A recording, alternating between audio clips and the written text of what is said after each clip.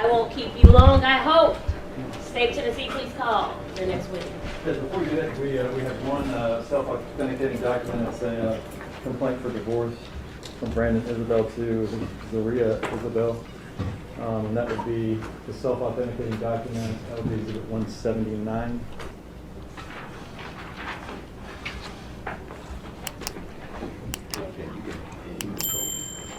Go ahead, please.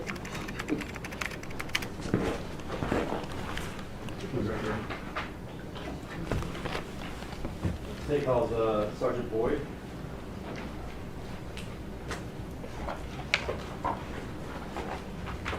Sergeant Boyd, step this way, sir. Stand on the sill, face the judge, raise your right hand. Do you swear or affirm to tell the truth?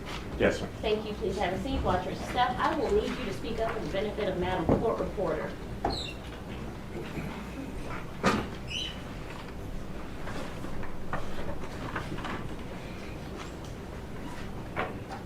Good morning, sir. Morning. Would state your name, if you could spell it for the jury and court reporter, please? Yeah, Sergeant Jacoba Boyd, Jacoba, last name Boyd, Boyd. And where do you work? Memphis Police Department. How long have you worked there? Almost 19 years. Were you assigned, what's your assignment now? Felon response alpha. Were you assigned to homicide back in February of 2022? Yes. And how long have you been assigned to homicide back then? Almost 5 years. Did you get assigned a case involving defendant Brandon Isabelle Yes, I did. back in February of 2022? Yes. Do you see Mr. Isabelle in the courtroom? Yes, I do. Or not for? It's right here. When you got this case, what do you do generally? The first thing you do when you get assigned a case to investigate like this? Make the scene, get briefed by the officers, supervisors, other investigators that are there, kind of get a feel of what's going on, and then survey the scene, observe the evidence that is present. You said this case is was this case a little unusual? Yes. Because you said scene, but here we have. Yeah, in this case, we have multiple scenes. Okay. Was at some point Brandon Isabelle developed as a suspect? Yes. What did you do when he was developed as a suspect? What we typically do, kind of look at the evidence and put everything together, and then obviously we interviewed him. Okay. When you're interviewing a suspect, and at this point, what do you know about the crime? Well, at this point, we have a young lady that was shot to death, and we also had a child that was missing. Okay. And what do you know about Brandon Isabelle's relationship to the person that was shot to death and the person that was missing? That he was likely the father of the child. So you seek to talk to him, correct? Yes. So is that what you do? You can tell us Yes. about that. How did that go? Or how did it initially have it go? We spoke to him. He was taken to 170 North Main, which is the homicide office. Got him in there, spoke to him, read him his rights. He agreed to speak with me and my partner, Sergeant Winbush. And initially he gave a story of meeting the deceased Danielle at MAPCO. And that story kind of fell apart under questioning. And What else did he say about the MAPCO, that initial story of the MAPCO meeting?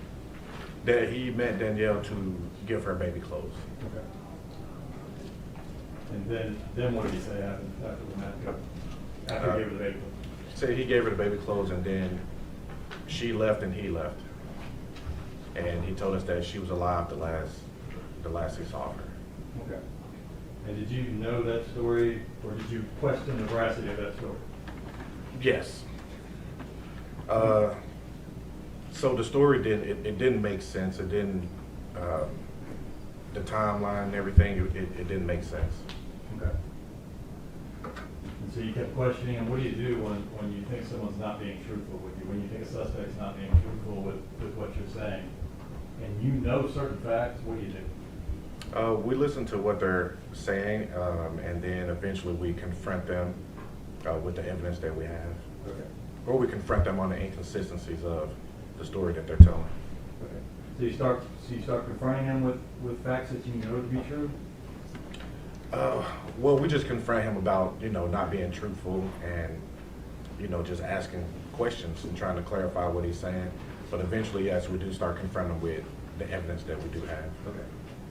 And what are you looking for out of any suspect, Brandon, Isabelle, or any suspect? What are you looking for when you're interviewing them? Well, my job is to find the truth. Okay. And what are ways that when someone's telling you something, suspect, whoever, they're telling you something, what are the ways that you can confirm that to be true or not true? Well, we listen to them and then we try to corroborate the evidence that we have or that we obtain. Okay. So you're saying you try to corroborate what they're saying with actual evidence? Is that Yes. Okay. What did he, and I'll take, tell us, or tell the jury about what he said about the very beginning of this day, before any homicides or whatever. Do you remember what he was doing at the beginning of that day, February 1st? He advised that he was spending some time with his other child, taking his child to the doctor. At some point, he said that he did go to the hospital to see Danielle and the child once the child was born. And from what I can recall, after that, he met with Danielle to give her some baby clothes. Okay. Were you able to confirm by some other way that those things were true, that he did go to the hospital to visit Danielle and the baby, surgery center, and those things? Were you able to confirm that those things were true? Yes. And how did you do that? Through GPS, things like that. Okay. And did you ask a detective to look at his phone and look for GPS points? Yes. What did he say he did after he got home from those things, from the surgery center and from Regional 1? He said eventually that that he went to meet Danielle to exchange the baby clothes, and he said from there he left and he went home.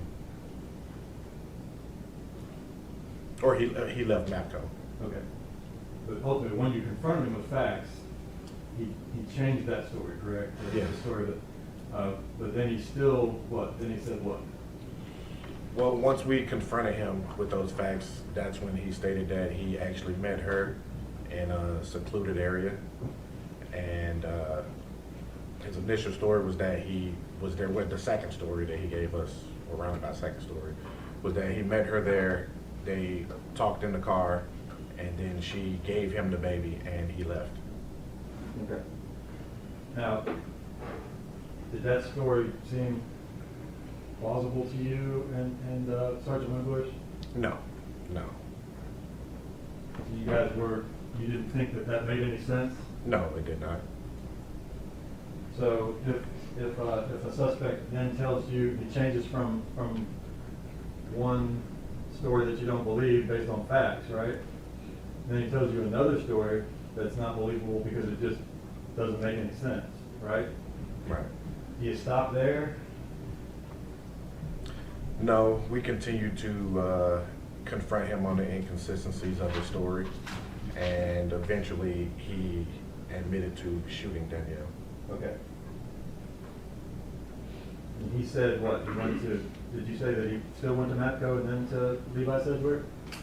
I can't recall that far. I just know at that point we were during the interview, we were confronting him about the inconsistencies, and then, he admitted to shooting her. What did he ultimately, let's get to what he ultimately told you, the ultimate story at the end of the interview. What did he ultimately say? What was his story? The ultimate ending to that interview was that he shot Danielle multiple times, pulled her from the vehicle. Then he advised he took the baby to his house and then eventually to the river, where he threw the baby and the gun in the river. Okay. Did he say anything about the car after he shot Danielle? Which vehicle? The There's vehicle multiple she was in, vehicles. I'm sorry. Did he say anything about the vehicle that she was in after he shot her? Yeah, he advised that he shot Danielle multiple times and her vehicle started to roll backwards. Okay. Was he the first one to mention that he shot her? Yes, Was he the first one to mention that her vehicle rolled back? yes. Was he the first one to mention that he used, Objection to leading. who was the first, I'm sorry, I'll rephrase. Sustained. And frankly, Judge, when a question like that is asked, arguably it's not leading because it doesn't suggest an answer, it's a yes or no question. If I asked him, was he the first one to mention that he shot her, he could say yes. Are you withdrawing He the could say question? no. Are you rephrasing it? Yes, I'll Who mentioned first that he used a 9mm handgun? He did. Who mentioned first that the car rolled backwards after he shot Danielle? Brandon did. Who mentioned first that he shot Danielle? Brandon did. Who mentioned first that he took baby Kennedy to the river? Brandon did.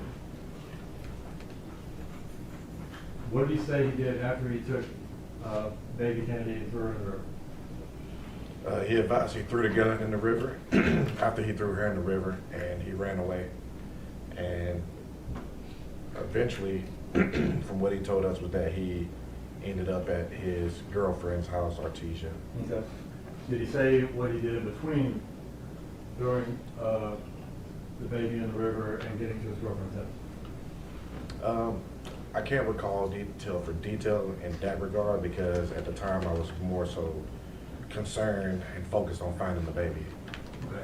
Did he mention going to any stores? Yeah, he said that he went to Walgreens, I believe. Okay. Did he mention what he did with the baby Kennedy's chair, seat, car seat? Initially, he told us that he left her inside her car seat by the river. Okay. But eventually, he changed that story to saying that he removed her from the car seat and threw her in the river. Do you remember what he said about where he put the car seat? I don't recall where he told me what he did with the car seat. But eventually, we did locate that car seat. Do you remember where was it located? It was located behind a Walmart by the dumpsters. Now, you indicated that what you're looking for is the truth, Right. correct? And you also indicated that a way to determine whether or not someone is telling you if something is true is to check it against what? The evidence. The evidence.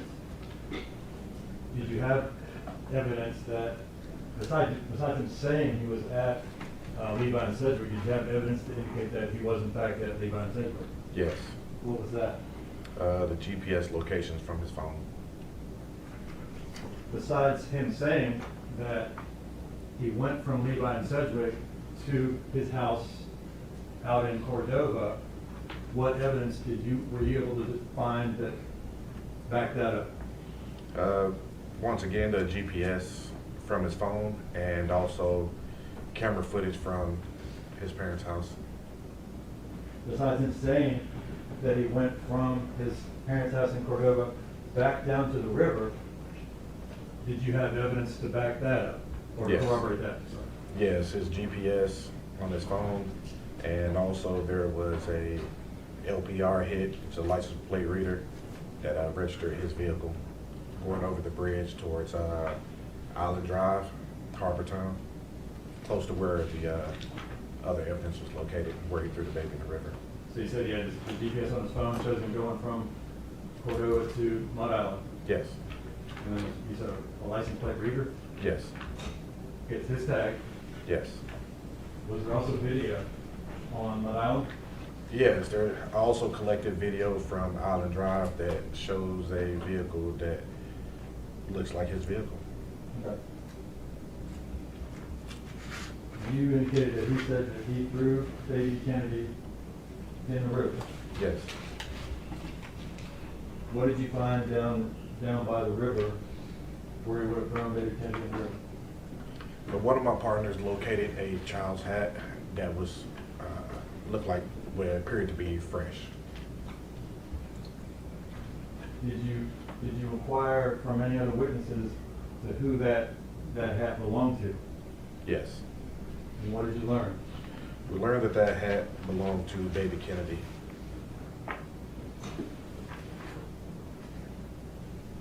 Do you remember, did he tell you when he went to Walgreens Were you able to confirm that you actually did go to Walgreens?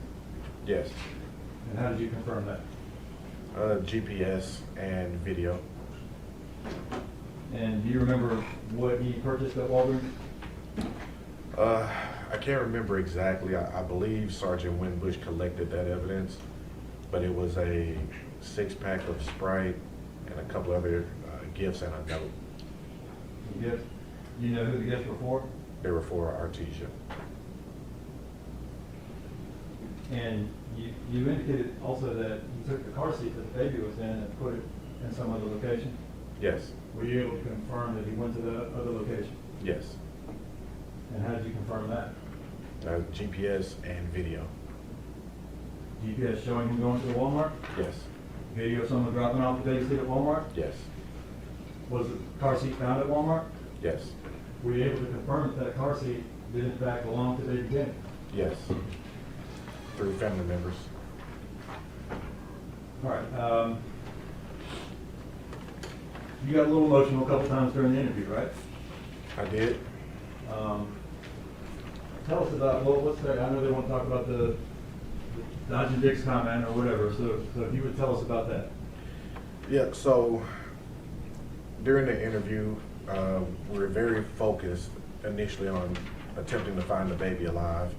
So we knew we were working against the clock. And I did say the Dodge and Dix statement, but that was more so to kind of open Brandon's eyes as to the seriousness of this and what was going on. At this point, you're hoping to find what? I was hoping to find the baby alive. Okay. And you take him down to the river, right? Yes. Was he pointing out where he left the baby? Yeah, he pointed on the other side of a gate. It's a little gate they use to close the parks. But he advised that he sat her down on the other side of that gate towards the water. Were you hoping she would be there? I was hoping very much that she would be there. He was sitting right in there pointing where he said he left her, right? Yes. Was she there? No. What was there? Her baby hat. That was it. Was that upsetting to a lot of the officers? Extremely. Generally, we've seen the video, but what's his demeanor most of the time you guys are talking about? What's Mr. Isabelle's demeanor? Pretty just chill. Your Honor, I'm going to object to relevance and speculation as to anything that's going on in his mind. Let's ask about his demeanor. You can judge the demeanor of someone when they're taking a statement from them. Overruled. Well, he appeared to be kind of relaxed, sleeping. Okay. I want to ask you about that because there's been how long would you say that you actually spoke with him, interrogated him, interviewed him? How long was that? Well, it was broken up into a few sessions, but overall, maybe 3 hours, maybe. Okay. And a lot of the time was downtime. I'm calling it downtime. A lot of times you guys weren't talking to him, right? Right. There was a couple of hours before you ever started talking to him where he's sitting back where he's sitting in the room by himself, right? Yes. You remember what he's doing most of that time? Sleeping. Were you guys bothering him while he was sleeping back there? No, we would occasionally check in with him, see if he needed to go to the bathroom or, water, make sure he was comfortable. But if he's sleeping, were you just going to let him sleep? Sure.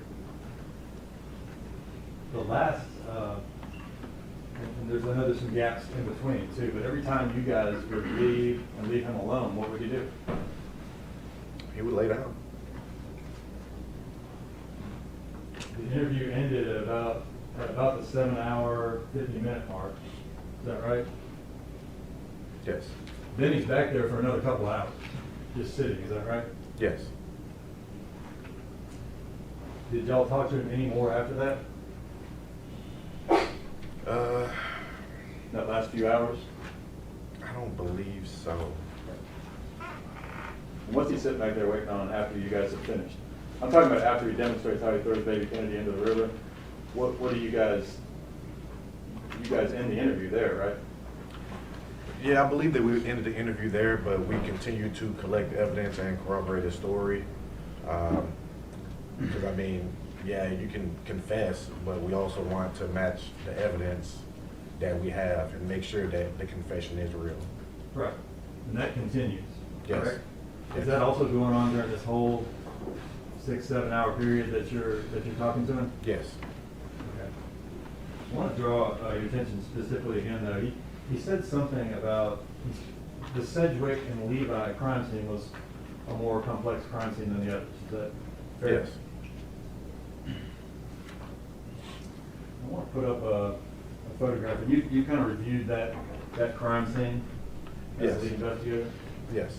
I want to put up a photograph that was previously marked as, is it 95? 145, sorry. I have up here what's been previously marked as Exhibit 145. And if you could just refresh, I know we just talked about it, but what did Brandon and Isabelle tell you about how the crime occurred at Levi and Sedgwick? So, what Brandon told me and Sergeant Winbush during that interview was that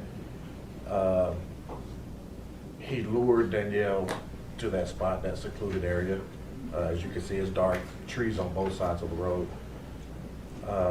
So he says that he lured her out there, said that he heard something in the tree line behind her, and when she turned and looked, he pulled out his gun and then he fired multiple times into what he described her upper facial area. Okay.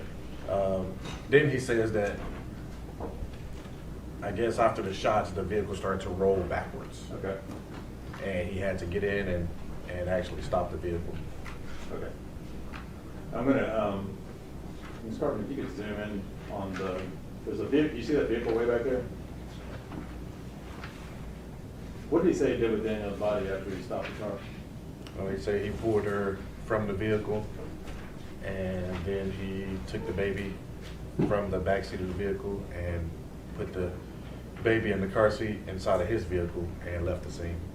So is that Danielle Hoyle's vehicle right there? Yes. Some distance back from the pile of glass and the... Do you Yes. remember what, I'm sorry. Yes, that's her vehicle. Do you remember what kind of shoes she was wearing?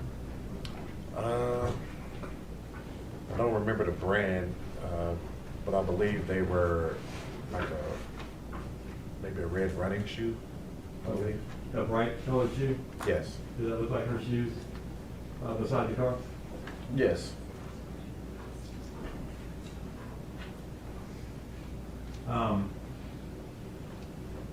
Who's that in the picture there? That's me in the picture. Okay.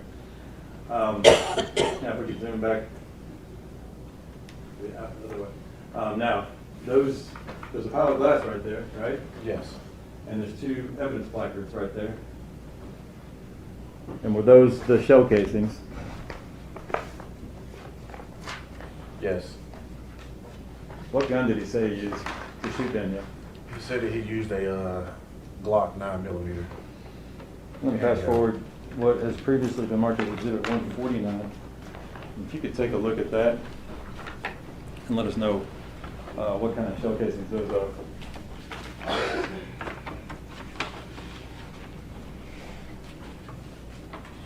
Thank you. Do you need additional lighting, Sergeant Board? No, I'm fine now. I think he has younger eyes.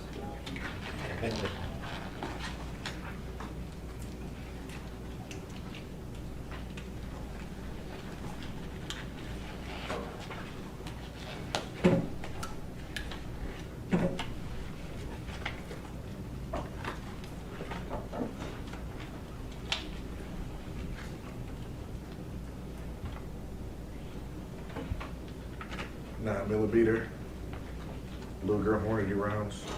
You said Hornady 9mm? Yes, sir. Okay. I'm going to hand forward two other shell casings. To your knowledge, were two shell casings also found in the front passenger seat of the victim's car? Yes. You open those.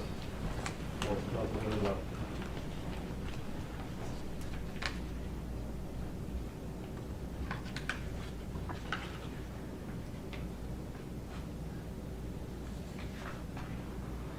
9mm Luger Hornady. You guys also, your team, right, searched the defendant's car, is that correct? Yes. Did you find a magazine in that car? Yes, we did look at a magazine in that car. You could look at that exhibit. Oh, I apologize, I did not name which exhibit that was. I'm going to hand you what's previously marked as Exhibit 36.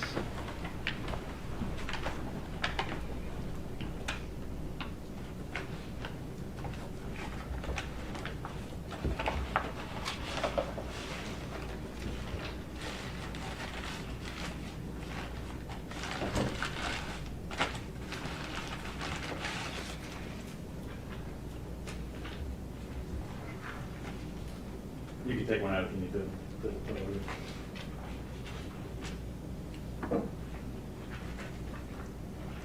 9mm Luger Hornady. Okay. So, the live rounds that you found those in Brandon Isabel's car, Yes. are they or are they not the same as the shell casings found at the scene? Yes, they are the same. Are they or are they not the same as the shell casings found in victim Danielle's Hoyle's car? Yes, And you indicated you were looking for the truth, right? that's correct. And how do you determine if what he's telling you is the truth? We're corroborated with the evidence. All this we've been talking about the last few minutes, does that corroborate everything he told you in that interview room? Yes. Now, you also asked, that we had Special Agent Garner up here, and you asked him to look into the telephones look into Brandon Isabel's telephone, correct? That's correct. So we got the GPS coordinates? Yes. You also got some text messages from his phone, is that correct? Yes. And were they at the night, the night of the murder? Mm-hmm. Yes. And who was he texting mostly during the night of the murders? He was texting with Artesia. Okay. I'm gonna pass forward, what has previously been marked as exhibit, I believe that's 118.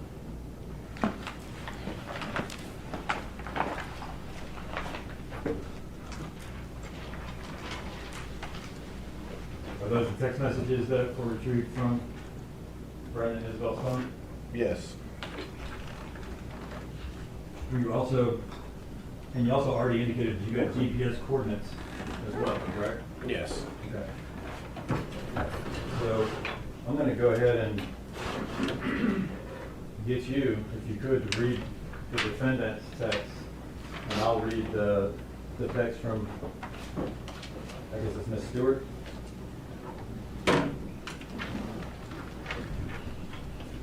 we're starting, I'm not going to read all of them, but we're starting on page 1 through 47.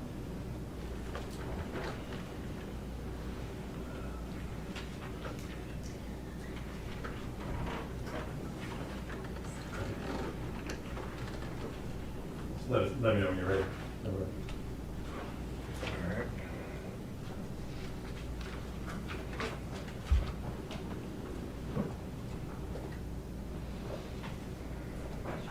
Okay. You ready? Are you ready? Yeah. Okay. What is so everybody knows, the green text or what, or from who? Green texts are from Brandon. Okay. And then we see a little bit of blue, and those blue ones are going to be from who? Artesia. And do each of these text messages show when they were sent, the date, the time, and all that? Yes. Do they also have read times on when they were read? Yes. Okay. Okay, you can start. Okay. I'm finna go to the hospital.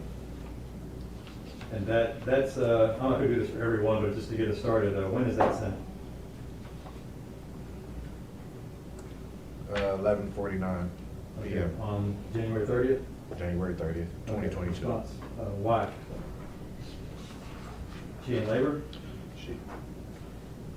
She said she 5 centimeters at first. Now she's saying she 5.5. Oh, good luck. Congrats. Don't be like that, baby. I'm sleepy as hell, I think you put that. Yeah. I love you. I love you. What does that mean? Well, that's when she highlights that text message, but it's just putting a heart on the text message, not actually responding. Okay. Baby, say it back. Love, baby, say it back. Phone finna die, I left my charger. You text that, but can't say you love me back.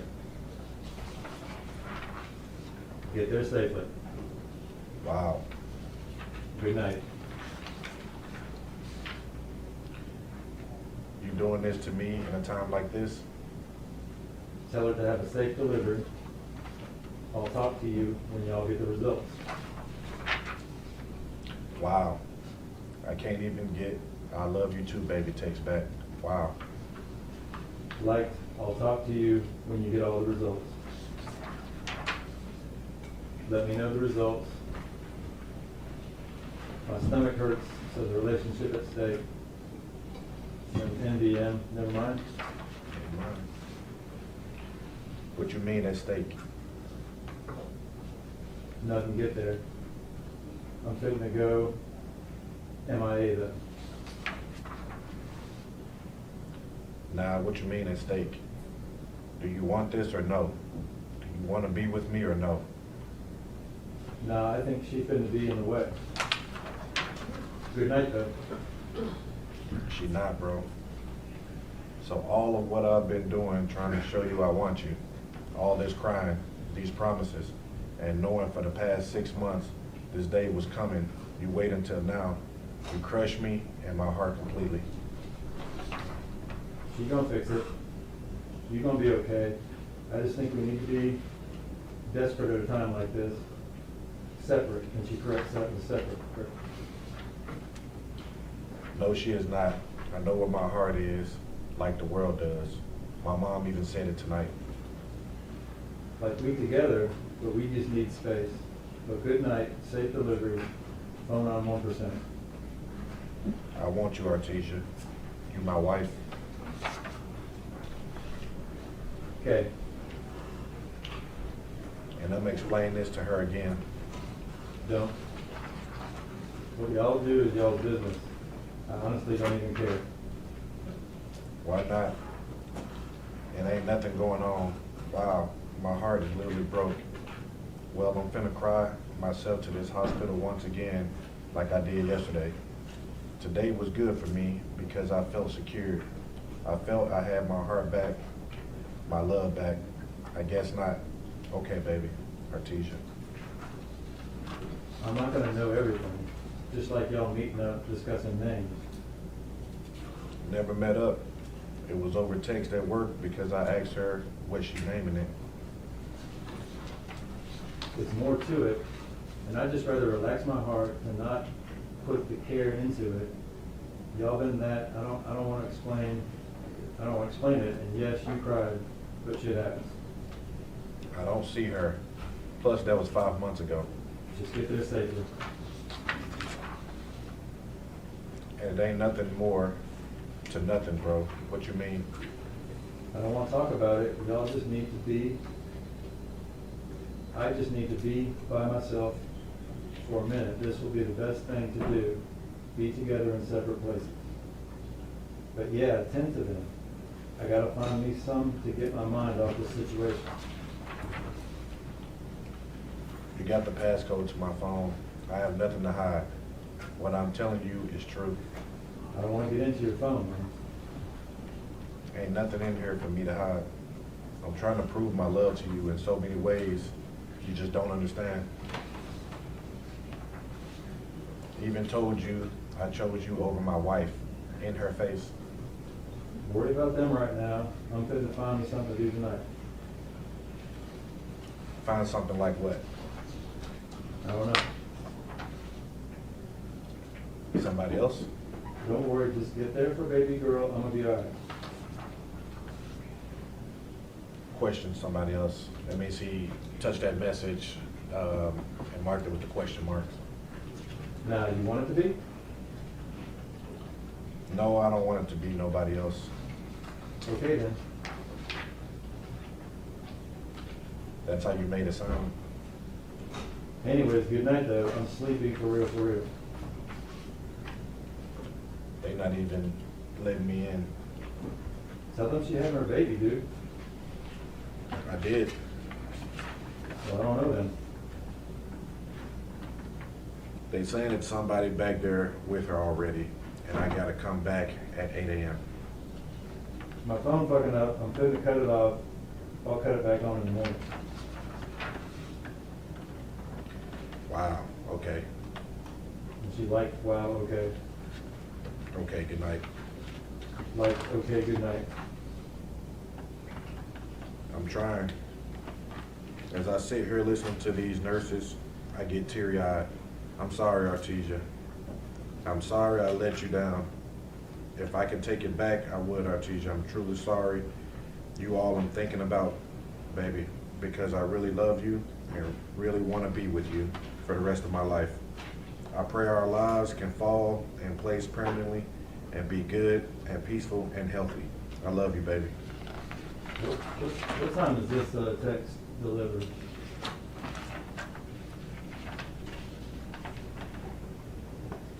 January 31st, 2022 at 1:23 a.m. And when was baby Kennedy born?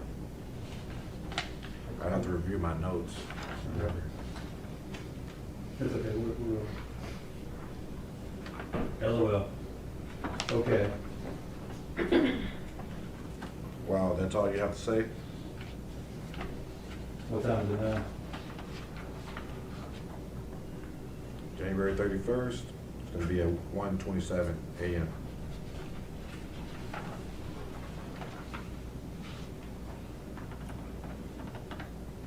Yeah, I think you're done with me, and my intentions are pure. Look, worry about what's going on up there. I'm trying to get some sleep. What time did she send that one?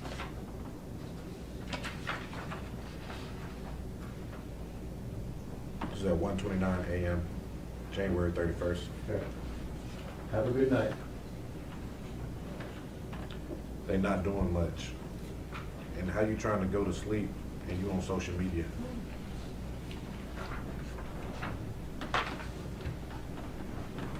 Well, okay, talk to me whenever. If I'm your boyfriend still, like you say I am, and you still in love with me, like you say you are, I hope you don't step out on me or give anybody else a chance to take my spot, because I promise I'm worth it. Just let me show you. But I'm still your boyfriend. I'll just trust you to hit me up whenever you feel. Hopefully we can continue to grow. Good night. Yeah, he actually appears that he loved the text from her. It says, oh, I do too. I actually do want to talk to her though, on a serious level. I just get in my way sometimes, but I'm gonna wait till y'all take the DNA. I feel you need to do it when she's born.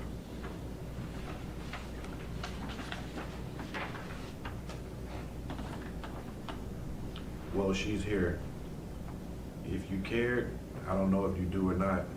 I'm waiting for them to take DNA tests so I can know before I sign anything. Sign it, it's yours. Glad she made it safely.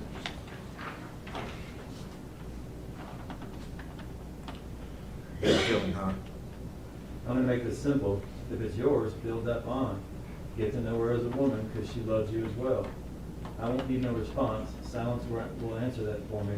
If it's not, we still need space to take this relationship slow.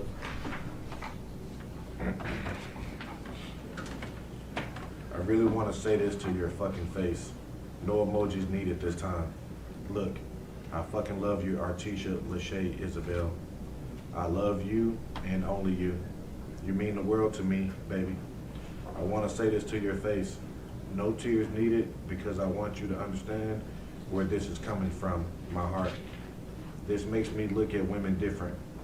When I got with you and we found out about this situation, I know it makes you look dumb to the world for being with the dude with the baby on the way. but I heard the same thing from people when you were pregnant. People saying it was my baby. How do I feel? Why am I with somebody else's baby mama having sex, etc. But I tuned it out because I knew what I wanted eventually. It may have took me a long time to make the move, but that's only because I know how my heart is, as you have clearly seen twice.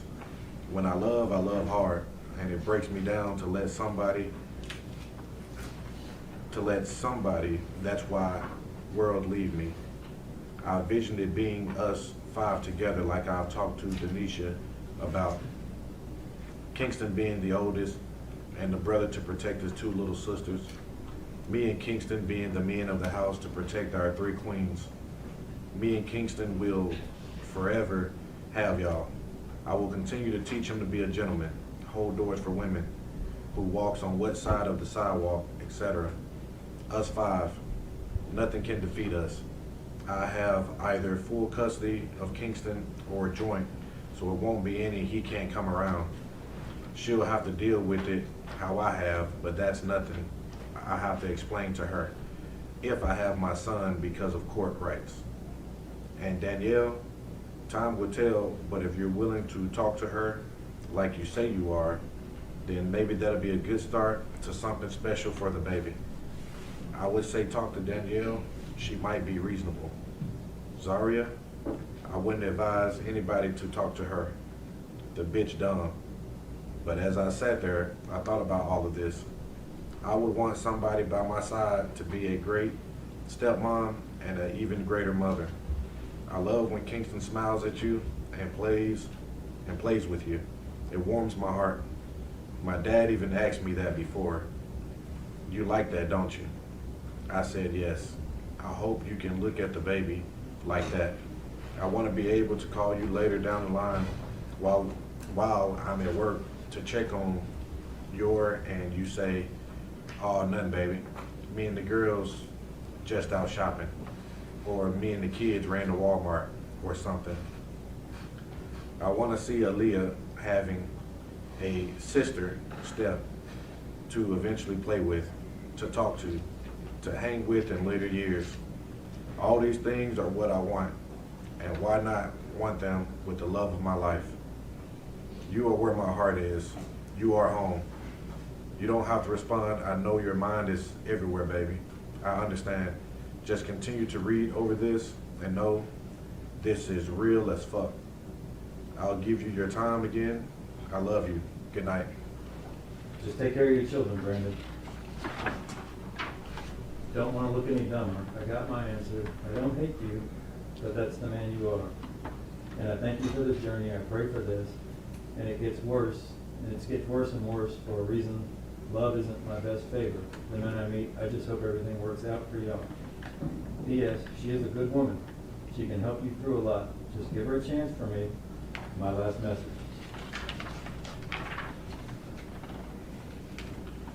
What you mean the man I am? What's that? You knew all this time, but can you please leave me alone? Knew what? Brandon, please leave me alone.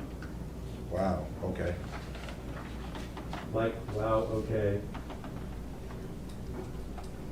How many pounds? What's her full name? This will be my actual last message. 7 even, but you said leave you alone. You blocked me again. I don't know what's up, but okay. I'm not finna break down in this hospital. At home later, yeah. What her full name? Answer my question. Never mind. What's Danielle's last name? Hoyle.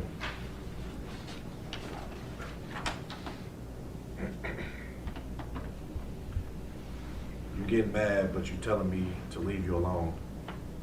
I don't wanna, and probably not gonna, because it's a process, but you're confusing me. I tagged y'all, congrats. I'm not mad, more so hurt, but I knew I'd be the dumb one, LOL. I'm gonna take this as a sign to go on. You honestly don't have to worry about me anymore. I'm gonna be alright. Must not be meant for us to be together. I know you hurt, and you're not the dumb one, and it's not a sign. Delete that post until I take my DNA test. And still even, then don't post nothing like that. I'm keeping it up. It's yours. I don't want to talk to you anymore. Okay. This is the worst I've been through in my entire life. I don't want to love just me and my kid. Me too. It's the worst I've acted over a female. Never wanted somebody so bad. You knew this day was coming. Why wait until now and all this love and time? I want to get close to nobody, just not ever. You're the biggest lesson in my love history. And don't regret you. I just wish you were raised in a better home. I don't know. I was blinded. It's not mine. It's not mine. But now she's here. Y'all there as a family, and y'all got y'all results. And I don't know what TGATS means. All she wanted, I just wish you were telling the truth, not possibilities, because it was 100% all along. No if. Then you give me the relationship, because I'm so dumb to fight for it, sitting up here really going through this. I just hate it with me. I'm too pretty for this, too smart, so loving, so willing, so pure. I'm glad you didn't break me to crack no tears, because I've been prepping myself for this day.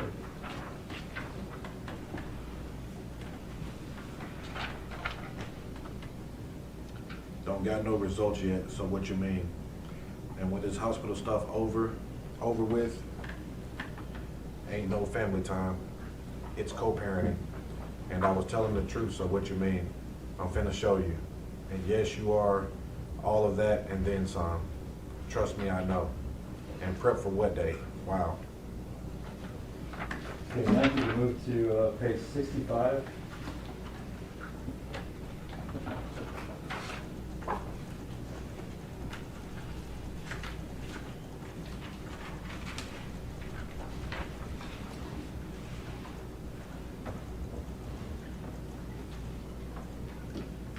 Where you wanna meet at? Our river spot? Expressway closed off from Bill Morris to Poplar. What time of day and what day is it now? This is January 31st at 5:20 a.m. 5:20 a.m.? Yes. Sure, and dang. Organize myself here a little.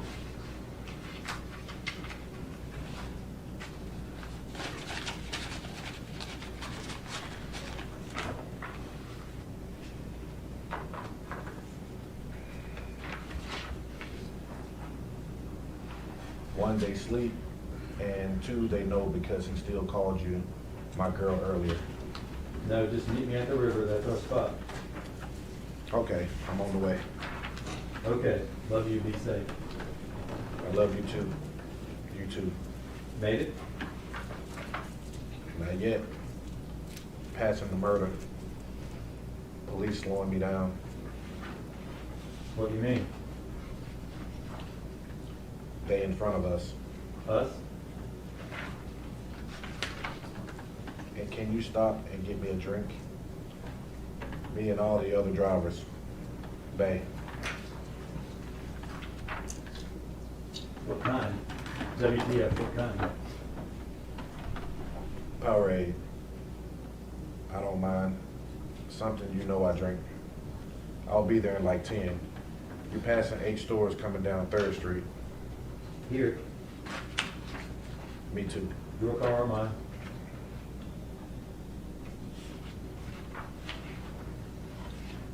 I don't mind. I'm scared. We're not gonna be the same. This hurts, but I'm becoming numb. Who is across the bridge and why you say that? You wouldn't even give me a kiss. And what you mean, I don't think we would change. This is a lot. I got chills. And when is that last one sent? What time? The last one from Brandon, Yeah. is gonna be January 31st at 7:27 a.m. Okay, now if you look at page 110 for me.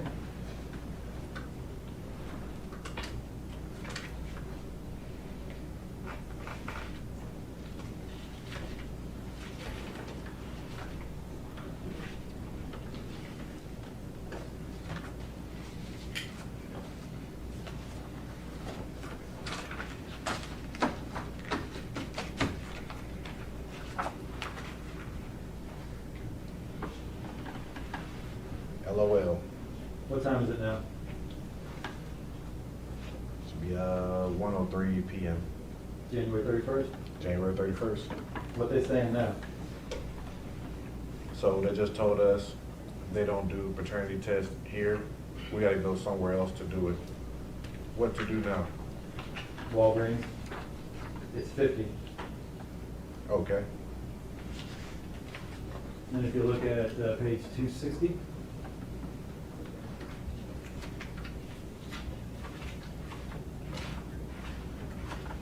tell us what time this first one is.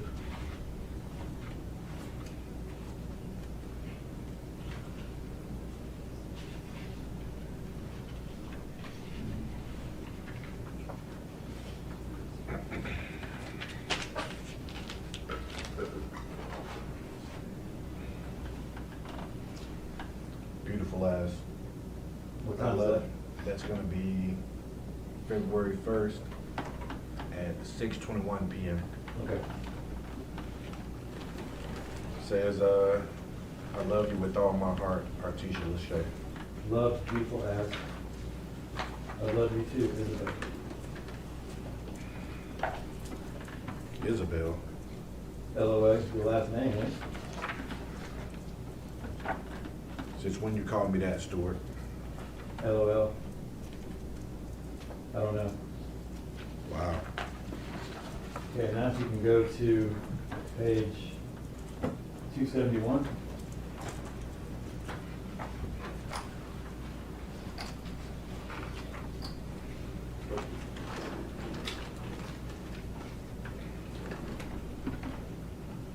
Just let me know when you're ready. I'm ready. Great. Yeah, I asked my brother, because Montreal ain't answering.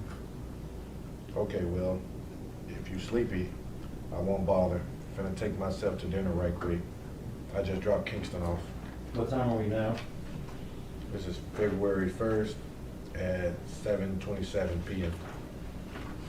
Oh, well, all well, okay. Enjoy the dinner then, be safe. Okay, I will. Love, okay, I will. I'm gonna try at least. Yeah. I'm finna find another rug or something. Why? Want a new one. Kinda wanna go apartment shopping or something, but I'll wait till Saturday. Okay. I ain't bought no damn shoes to go with my fight fit. I'm so sick What fit? for my birthday. Get on the shoulder. Just all black. And I can't tell if she's sending some kind of attachment here. And Yeah. she's It appears she's sending links to, one or the two. yeah, to clothing. On 279. Okay. Bad bit. Yeah, got to. Been looking like shit for too long. So ready to get tatted. Shit don't make no sense. Trying to be tatted up in the summer. Why? Why what? Tatted? Yeah. I'm trying to be fine. LOL. You're already that. What time is it now? February 1st, 7:43 p.m. Yeah, but I'm trying to be bad. You're already bad. I'm all for it. But you already bad. Already fine. Sexy and beautiful as fuck. I'm so glad you mine.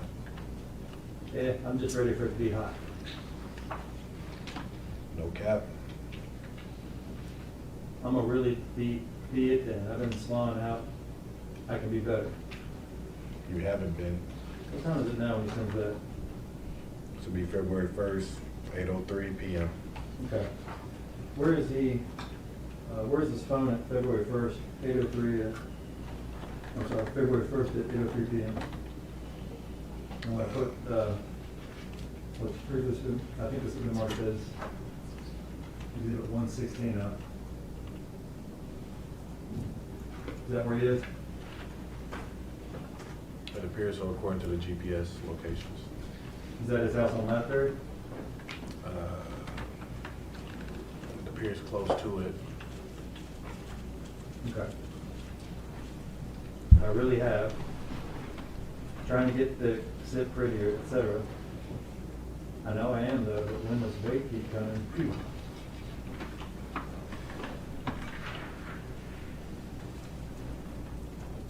What page 285? 285? What you mean, keep coming? I just picked up 5 pounds. How? My titty's kind of sitting back right, and my stomach getting flat as hell. I'm gonna go to the gym Saturday morning or Monday morning, if it ain't bad. Eating, exceeding, exercising. Man. Yeah, I'm trying to get right. I owe myself this. Yeah? I'm so ready. Made it to your dinner yet? Nope, didn't go yet. I'm about to though.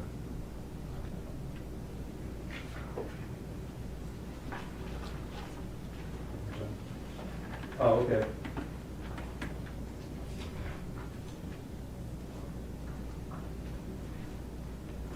Top of page 290.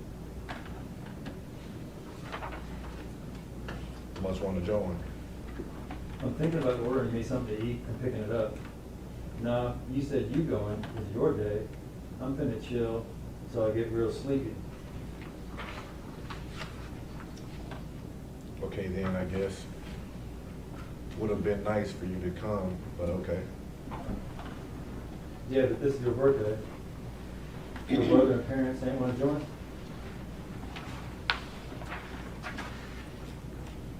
Didn't ask.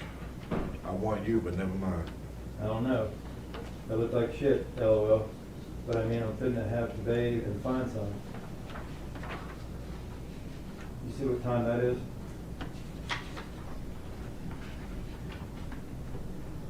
February 1st at 8:14 p.m. Plus it's hell, plus it's 8. The hell are you gonna eat at? If you ain't want to go, I ain't gonna force you to. His location when he sends this, they're talking about eating. He was at Lapbury at 8:05. Where's he headed now? According to the GPS. I'm not sure from here. Where does he go from Lapbury? Go to Matco?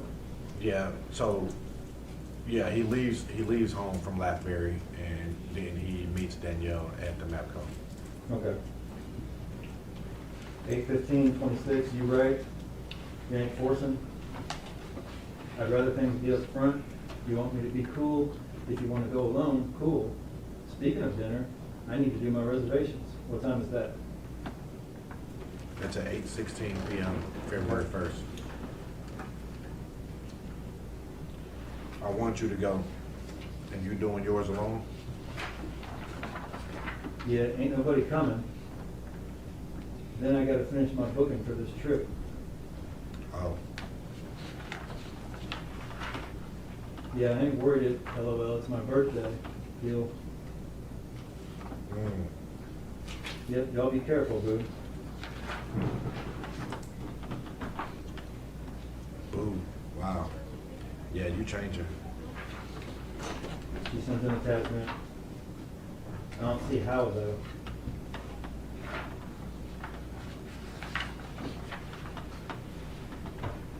One, you ugly, man, LOL. And two, I do. I really don't. Boo, bae, baby, honey, sugar, pudding, same shit. What time is that text that she sends? February 1st, 8:34 p.m. Where is his phone at this point? Put again up what's the mark is.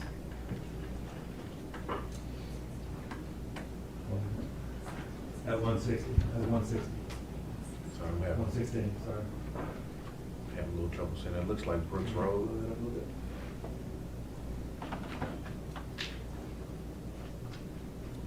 Man, so that appears to be Brooks Road, East Brooks Road. Is that the map that he's talking about? Yes.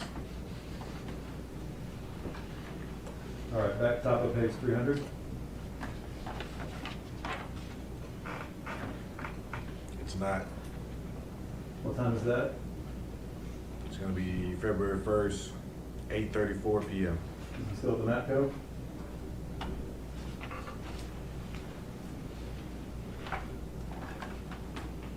It appears so. Response is? Yes, it appears that he is. Okay. I don't get offended when you said my name earlier.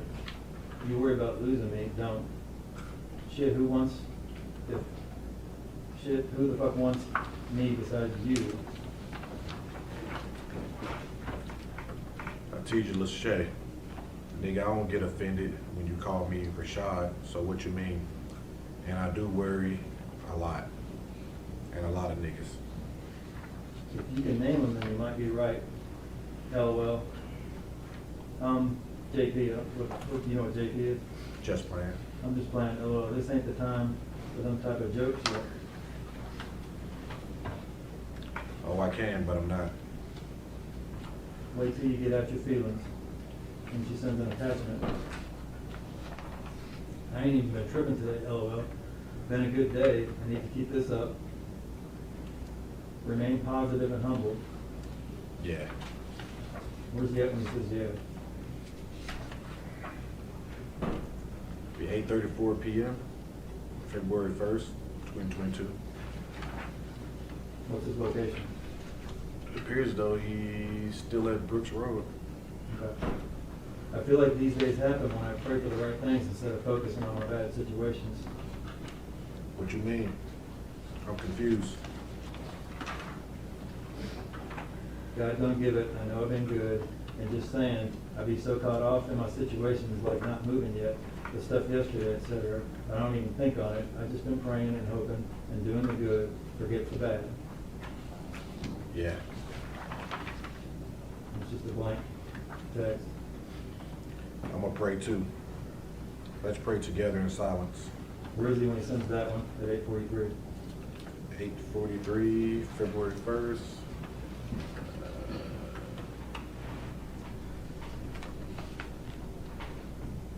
Appears he's still at the Matco. Best thing going. Amen. I know the rest of this year is going to be good to me. All I pray for. Didn't mean it like that, but okay. You need to be more vocal. As in saying what you really want to do, we too grown. To be like was trying to see what you was going to say, but okay. This is a new year. If you meant it or said you just said it, it's no justification on it. I speak my mind whether I cause harm unattended. Like, not closed mouths don't get fed. Nigga, you do the same shit. Where's he at now? And what time is it?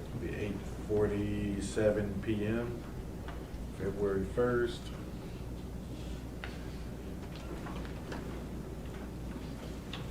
Still at the Matco. I ain't trying to argue, TBH, I'm just talking in general, below. Well, can we sit and pray with each other while you sit in my lap and I hold you again? What time is that one? It's gonna be February 1st, 2022, 8:47 p.m. You still at the Matco?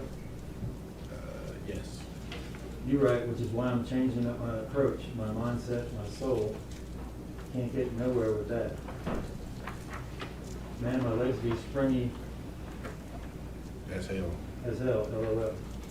And she sends an attachment. Then there's a blank text at 8:49. Says, sound like you ain't with me no more. Why are you feeling like this?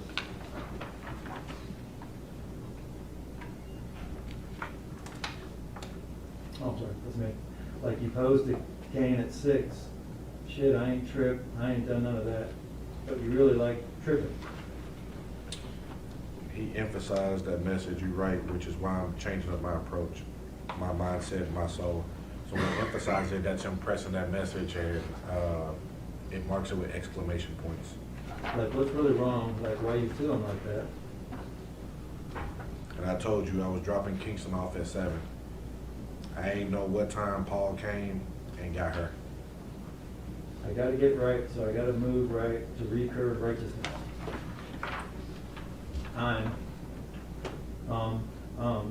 what time is the last, 9:04 p.m.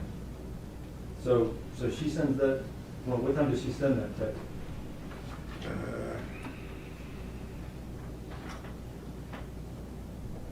It appears it was delivered at 8:56 p.m. Okay. Now, where is he starting about 9:02? Around 9, I believe that's when he moves towards Sedgwick and Levi, the secluded area. Okay. And it appears that these messages were sent at 8:56, but they weren't read until 9:04. Okay. And where is he at 9:04? Sedgwick and Levi. What happened at Cedric and Levi? That's the scene of the homicide of Danielle Hoyle's homicide. Yeah, we're back on page 318. And I didn't trip. What time was that one sent? That was sent at 8:56, but it wasn't open until 9:04. I ain't even trip about you dropping him off at 7. What time was that sent? That was sent at 8:57, and that wasn't open. It appears all these messages were open at once, read at the same time, so 9:04. So I'm not really understanding. But it's not that deep though. Okay, that one was sent at 8:58 p.m. and also wasn't open until 9:04. Okay. And he sends one? Nothing, baby. What time does he send that? He sent that one at 9:04. Where is he when he sends that? It appears to be at Sedgwick and Levi. I know it. You just need to relax. You're worried because what's on your plate, you'll be all right. Could be worse. You'll be all right, for real, for real. You're probably sleepy. Good night. I love you, Brandon. When are all those 3 that I just read sent? The one where she says you need to relax, that was sent at 9:04. The next one was also sent at 9:04, about 10 seconds later. And this last one, you're probably sleepy. Good night, I love you, Brandon. That one was sent at 9:15. But all these messages were opened at 9:22.59, so just Okay. right at 9:23. So how long is he at the address at Levi and Sedgwick, according to the GPS data? I'd have to review my notes, but he was there for a little while. You see it on the Zoom on it?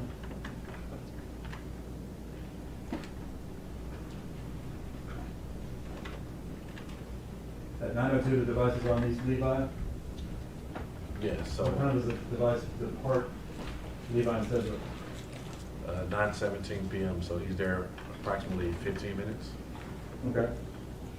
When does he open all these texts from her? They're open at 9:22, just 1 second before 9:23. Okay. At which time he's left where? He's leaving the homicide scene Okay. of Danielle Hoyle.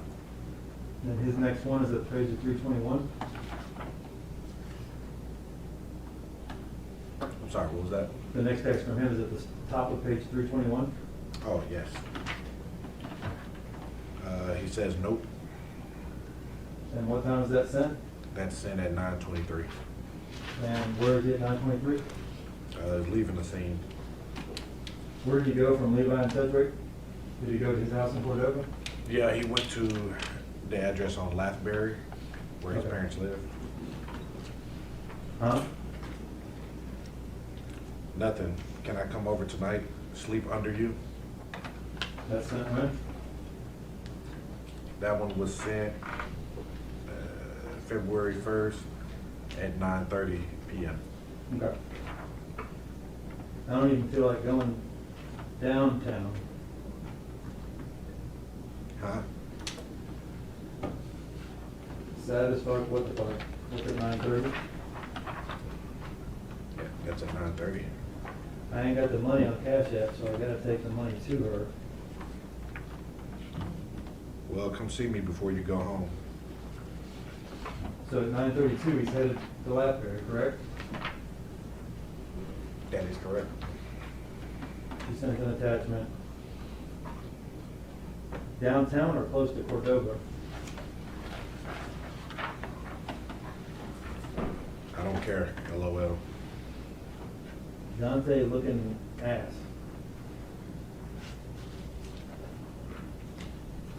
It looks like he just sent a blank one. Right. But NA, for real, hell, nah, I ain't gonna go, I ain't got no gas. Wow. I'm on 80 miles. I'll give you gas money. Till in the morning. LOL, no man, that's too much, and it's wet as shit, I don't even wanna go to it.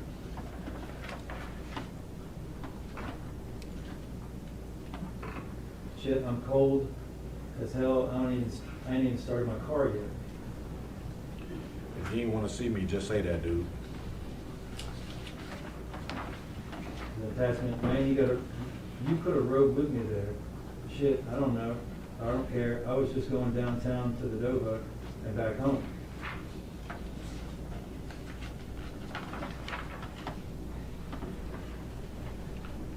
You ain't got to prove nothing, baby. Want me to come out there? That's just not my adventure. I got work in the AM. It's on you, whatever you wanna do. That's your car, your gas. I just know I ain't coming out there, LOL, to sit in the car anyways. You can actually spend the night there, night here. TYOE, shit, I don't know what that means, TYOE. She been type shit. Okay, okay. And he says. I can. Yeah, okay, I'm sorry, I was gonna read this. Okay, let me get dressed. Tonight, I'm gonna head down there and go grab something to eat maybe. All right. Door unlocked, if I don't get back in time. Okay. I'm still at the house. I had to shower first, LOL, change clothes, you know? Cool, I ain't tripping. What you doing? What you getting to eat? DQ most likely. Give me some. You ain't even eat there.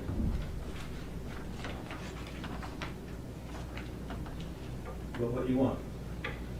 I do, LOL, and a cheeseburger. Mean no pickle, no onions, with the blue Kool-Aid. Alright.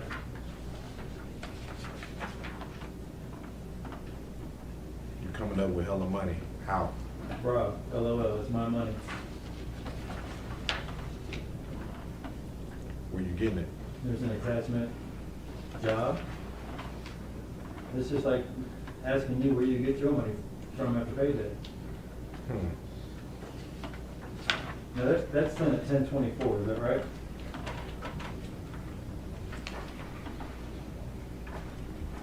The one that she sent? Yes, it was in at 10/24. February 1st at 10/24. Where is he? Where is his device at 10/24 on February 1st? So I can't see. You blow that up. Okay,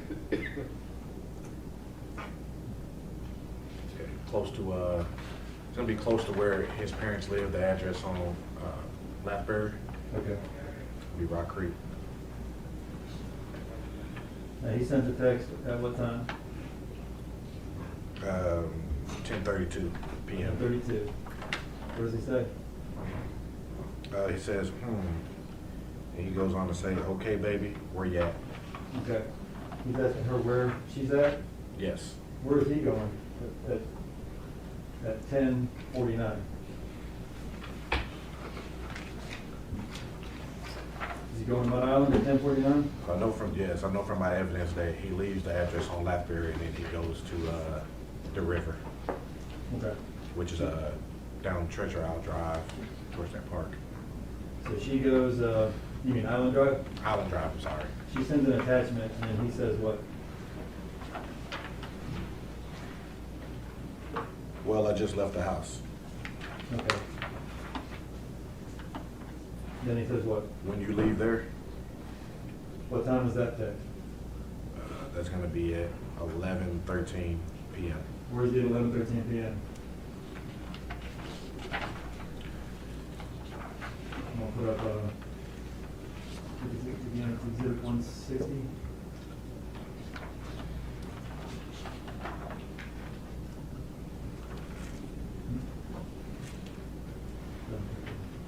Okay, he's gonna be down by the river. Okay. Down there by the river?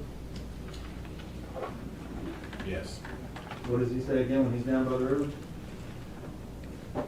He asked her, when you leave there, that's gonna be 11:13. Okay. Response, they shit so nice, I don't wanna leave, I gotta move down here, LOL. Yeah, so, dude, come on. You already say I come at inappropriate hours. Now, he sent that last text, when do you leave there, at what time?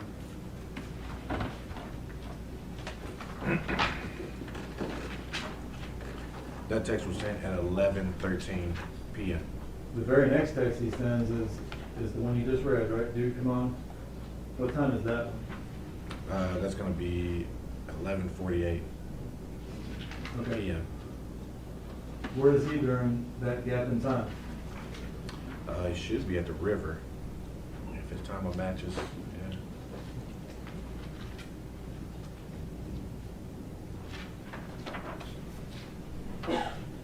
He's down there at the river during that gap in time? Yes, it appears so. All right, he says, dude, come on, you already say I come in appropriate hours. She comes back with, dude, go in. She ain't studying you, TBH. No, I don't feel comfortable doing that. All right. She sends an attachment. Not anymore, I'm not. Huh. Then there's a blank text. You ain't gotta do all that. You ain't gotta do all that, I think is what she says. Now, when she sends these three texts, what time is it on those three?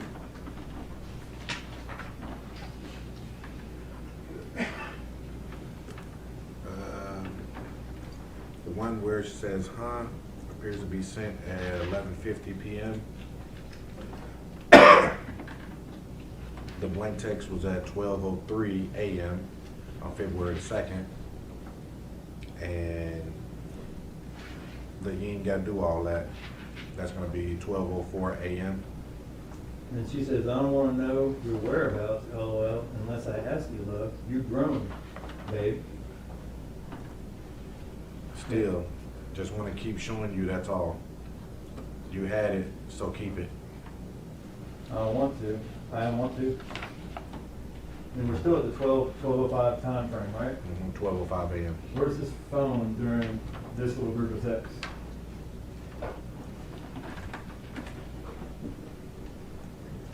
That appears to be Rains Road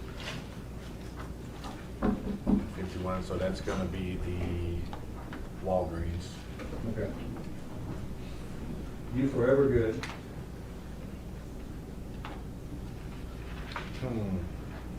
Anyways. Always, that's at 12:08. I don't wanna clock you or feel insecure. You grown, I just gotta stop tripping and stuff. What time is that one? That's gonna be at 12:09 a.m. His response to that is what? And where is he leaving at 12:11 a.m.? 12:11. He should be leaving the Walgreens around that time. Okay. The blank text? Is your phone? Not the right kiss. Another blank one? Thank you. It's another blank one. I want to cuddle tonight. I ain't slept with you in a week. So, when he sends this one, you've already indicated his phone leaves for Walgreens. Where is he headed now? He leaves the Walgreens. If I'm not mistaken, he heads to the Walmart. Right. He goes to the Walmart. And what's he saying to her? He says, I want to cuddle tonight. I ain't slept with you in a week. If I ain't sleeping right, LOL. Rough. I probably gotta get some gas tomorrow when I get off. I'm lazy.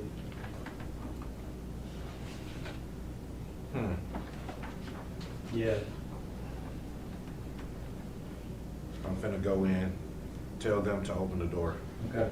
And where is he when he sends that text at 12:21 a.m.? That text, he should be at Artesia's house on Stacy Road, I believe. And in that text, he's asking her to tell them to let him in? Yes. Okay. And that says I. That's the last one. So when you're reviewing, and trying to corroborate evidence or corroborate statements that the defendant made, are you also trying to eliminate other potential suspects?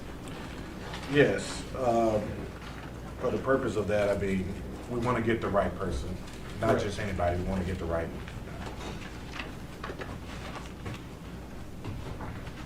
And what did a lot of those texts tell you? When we know that a lot of those texts were when he was at the murder scene, he was at the river you testified to, where Teddy Kennedy was thrown in, and all these things. They're corroborating everything he said. But what do those texts between him and Artesia tell you about Artesia? That she's not very happy with the situation at hand, that he's trying to win her over, and that they're kind of going back and forth to each other emotionally. What does it tell you about Artesia's location while he's at the murder scene and down at the river, putting baby Kennedy in the river? It appears that she's not there. All right. Thank you, sir. No further questions, sir.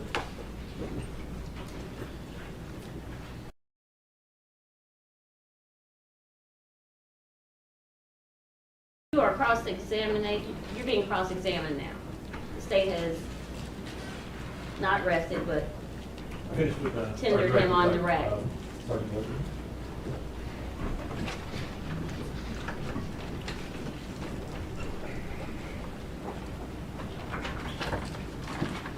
Go ahead, please. Thank you, Your Honor. Sergeant Boyd, you were on the Homicide Bureau in February 2022. Yes. And at the time, you had been on homicide for 5 years? A little bit less than 5. Actually, at the time that this homicide occurred, no. Okay, how long had you been on the Homicide Bureau at the time that this event occurred? Roughly a year and a half, maybe, something like that. Now, you were the lead investigator in this case, right? Yes. What does that mean? That I'm in charge of coordinating the case, arranging it, preparing the report. You make the calls, and you kind of delegate the tasks. Yes. Now, I want to talk to you about your training, okay? Okay. To become a police officer, you have to go through the academy. Correct. And during the time in the academy, you do physical training as well as classroom training, right? Yes. Now, as part of the class training, did you receive any training in conducting interviews or interrogations? This was over 18 years ago, but no, I don't recall. I don't believe so. Okay. And so, leading up to your time in homicide, what specialized training did you receive regarding conducting interrogations? Well, my experience and what I learned was mostly through my partners and watching and learning more experienced investigators conduct interviews and things like that. We don't interrogate, we interview. Okay. What's the difference between an interrogation and an interview? Well, an interview is just trying to obtain information. You ask questions and, you determine whether this person may be responsible or not. Pretty much just finding the truth. Okay, and how is that different from an interrogation? I guess I would describe an interrogation as more accusatory, things like that. Okay, so an interview is just asking evidence-based questions, whereas an interrogation would be more accusatory. In my opinion, yes. Okay. Now, so you've received no specialized training at all in conducting interviews? No. And that being aside from your military experience? My military experience was also kind of watching, observing, and kind of learning on the fly, on the job training, if you will.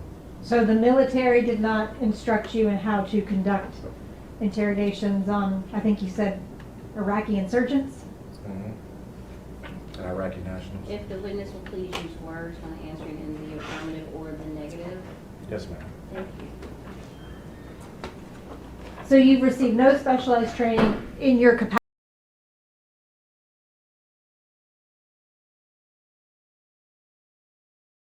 Now I want to talk to you about the purpose.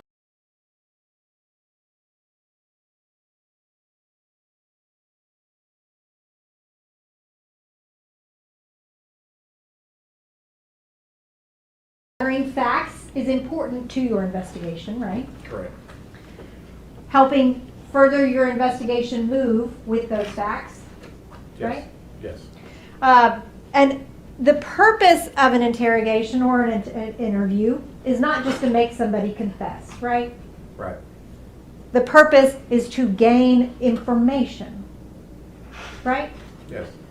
And so your questions should be designed to gain information, right? In a broad sense, I guess. Okay. Situations dictate. The purpose should not be to force someone to adopt a particular narrative. That's correct. Now, when you originally encountered Mr. Isabelle at homicide, the information that you had at that point in time was that Danielle Hoyle was deceased, Yes. that Kennedy Hoyle was missing, Yes. and that Brandon Isabelle was Kennedy Hoyle's father. Yes. And that was the information you had at that point. Also on that, he probably was the last one to see her alive. Okay. Now, earlier in the evening, prior to you coming into contact with Mr. Isabelle, you had gone out to the scene at Levi and Sedgwick, right? Yes. And do you remember what time you got on the scene? I don't recall exactly. Okay, was it daytime or nighttime? Early morning hours, so Still nighttime. dark outside? Still dark, yes. And do you recall the area? Yeah, Levi and Sedgwick, it's like an access road. A lot of trees on both sides of the road, very dark. Okay. Now, what time did you leave Levi and Sedgwick? I couldn't give you that time exactly either. Do you remember where you went from Levi and Sedgwick? I believe I left there and went to 170 North Main. Where you would have come into contact with Mr. Isabelle? Yes, ma'am. Okay, now I want to talk to you about the interview room set up with Mr. Isabelle, okay? Okay. Y'all have multiple interview rooms at 170 North Main, right? Yes. Do you remember which interview room Mr. Isabelle was placed in? He was placed in the room that we refer to as the big room. I think that's room number 1022, Okay. if I'm not mistaken. And there's a long metal bench, It's wooden. a wooden bench, Yes, ma'am. and that's where Mr. Isabelle was sitting. Yes. And that was where you first encountered him. Mhm. And at that point in time, he was handcuffed Yes. on the hand, Yes. handcuffed on the leg. Yes. And he had been in that room for a couple of hours. I believe so, yes. Okay. He was not free to leave. No. And you watched the whole video of the interrogation interview process, right? Yes. Yes, ma'am. And during that period of time, Mr. Isabelle talked to you about the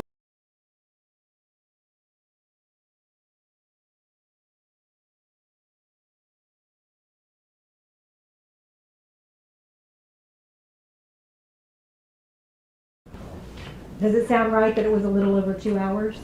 That's possible. And you came into the room a little after 9 a.m. Sounds possible. Okay, so I want to talk to you about the initiation of the interview, okay? Okay. You and Sergeant Winbush were the two primary people conducting this interrogation, right? Yes. And that was in an interview room with just the three of you going in and out, right? Yes.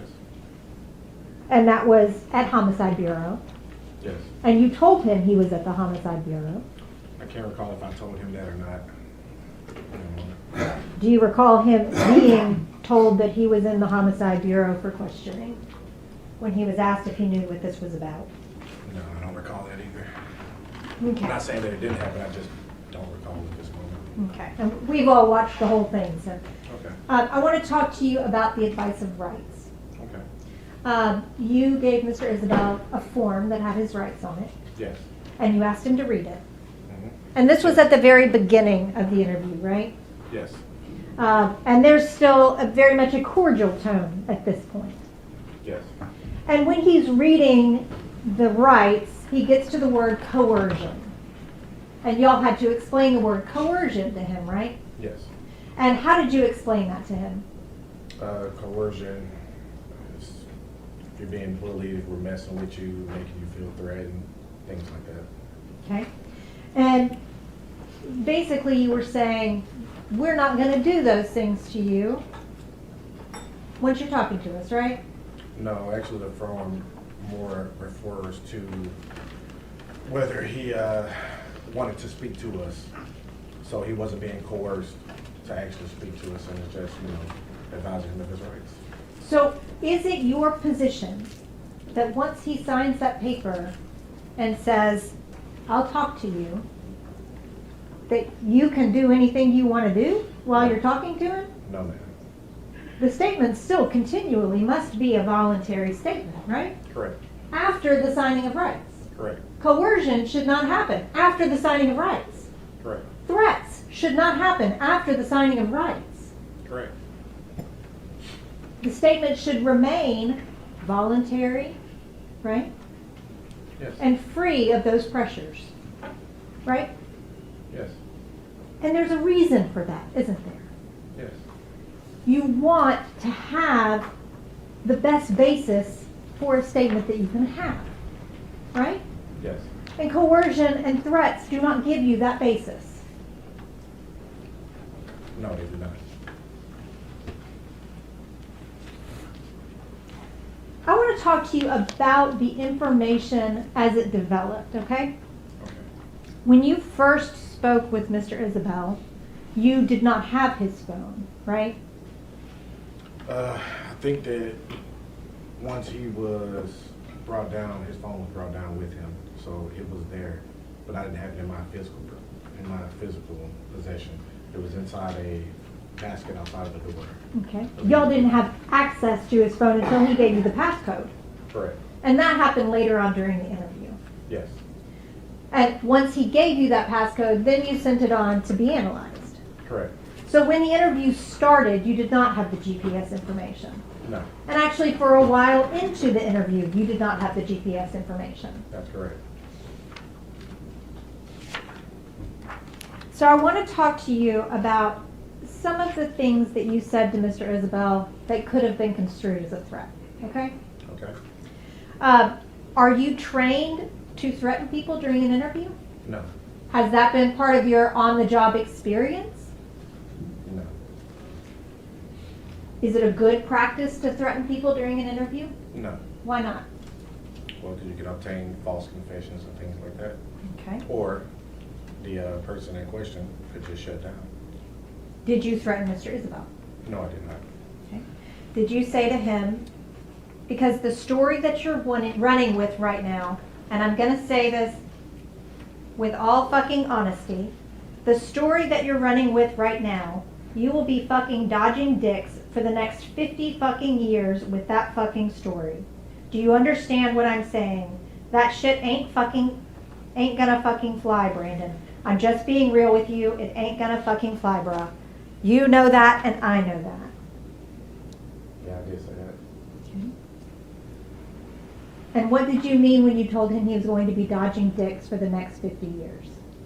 So what I meant by that was that he would be screwed in life for the next 50 years. But also that statement is up for interpretation. Okay. Is it your under oath testimony that you were not referring to being raped in prison? No. And that is not, it is your under oath testimony that that is not a viable interpretation of that? Well, many people can interpret it that way. I mean, rape in prison is a real reality. It does happen. But that's not what I meant. My question was, is it your under oath testimony that that is not a viable interpretation of what you said? No. That is not a viable interpretation. That's your testimony. Yeah. Okay. Under oath. Yes.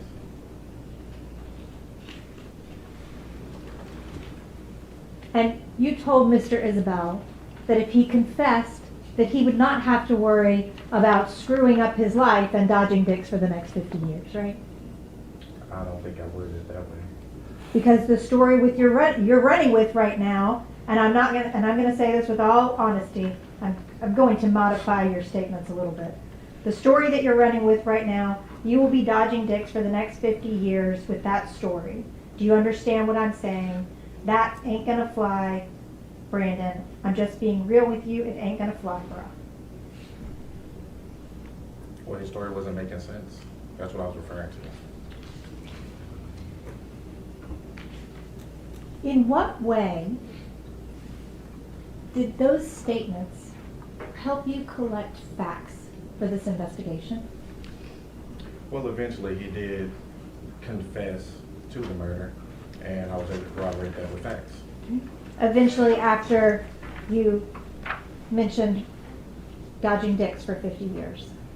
Sometime after that, yes. I want to talk to you about your role in an interrogation, okay? Okay. What is your role? What do you mean, clarify that for me? What is your role as a law enforcement officer in an interrogation of a suspect? To collect information. Okay. Are you working on developing a case against that person? Sometimes. In this case, yeah. Okay. And simultaneous with this interview, there was also an interview going on with Artisha Stewart, right? I don't know if it was simultaneous, but she did, was the subject of the interview as well. Okay.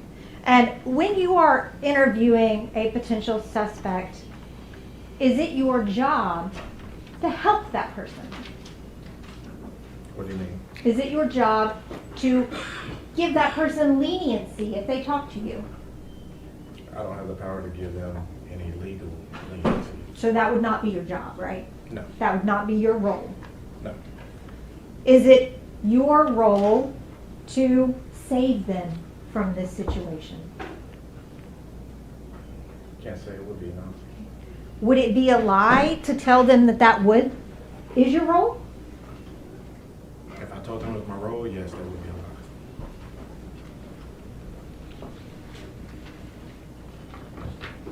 Would it be a lie to tell them that the only way to save themselves is to make a statement? Depends on the situation. So it would not be a lie, depending on the situation. Okay. If you believed a person was guilty of something, and they told you they were guilty of something, would it be a lie to tell them that telling you that would be saving themselves? Well, it depends on how it would make that person appear. Remorseful or sorry for what they've done, or they could appear to be a cold-hearted person that viciously murdered people without any regard for anything else. And you talked to Brandon several times about giving a statement is showing remorse, right? Well, it wasn't necessarily giving a statement. What he was telling us, it wasn't adding up to some of the evidence that we had, so we knew it wasn't truthful what he was telling us. Okay. But you did tell him a couple of times that giving a statement is a way to show remorse, right? Yes, And he did give you a statement. he eventually did. He was actually in the process of giving a statement when I was saying these things to him. So he was already giving a statement. He was already talking.